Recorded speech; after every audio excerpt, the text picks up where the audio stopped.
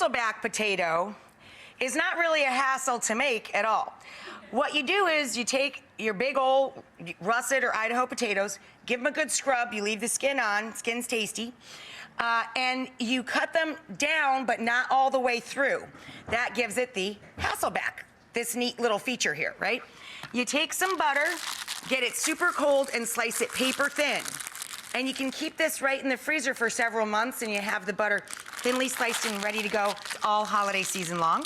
So this is what the potatoes look like after you spray them just with olive oil, spray, salt, and pepper. So you roast them up and then we're gonna top them with cheese. I like just a cheddar cheese on this. Then you gotta put them back in the oven to melt the cheese.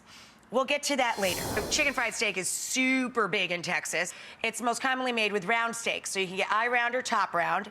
And you tenderize it. You hit it with the bumpy side of the mallet to tenderize it. You hit it with the flat side of the mallet to make it bigger. Salt and pepper on both sides. I have about 2.5 cups of flour with 1/2 cup of cornstarch to make it extra crunchy. And we're gonna whisk that together with salt and pepper. And we're gonna spice this mixture up with 3 palmfuls, 3 tablespoons of smoked sweet paprika. And 2 palmfuls each of cumin, or 2 tablespoons or so.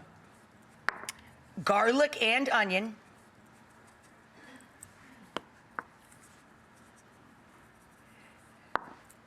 And 1 tablespoon of oregano with your salt and pepper. Mix that all together. I took the spiced flour, which also is cut with some cornstarch, and divided it. About 1.5 cups on each of 2 shallow dishes or trays, okay? In the middle, I have buttermilk and a couple of large eggs. I'm gonna add about 1 cup of beer. That gives it a little tang, little attitude. And as I said, this is a Texas classic. No shortage of beer in Texas. I like a nice, light, crisp beer if I'm gonna be cooking with it.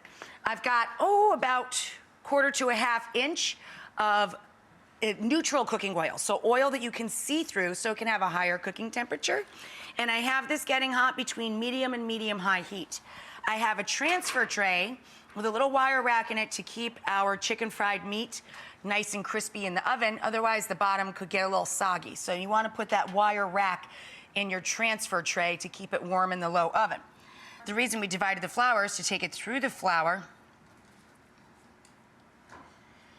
into the egg and buttermilk and beer, and then back into the flour.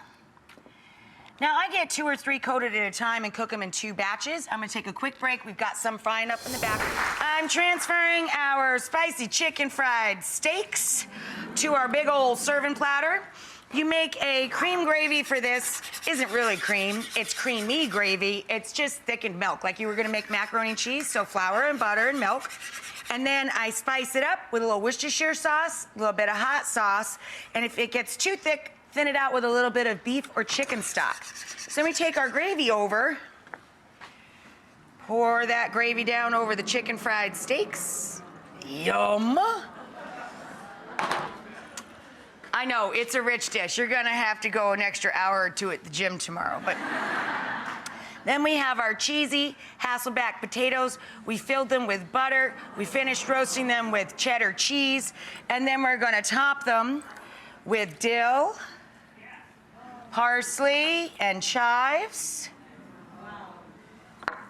And bacon. Yes.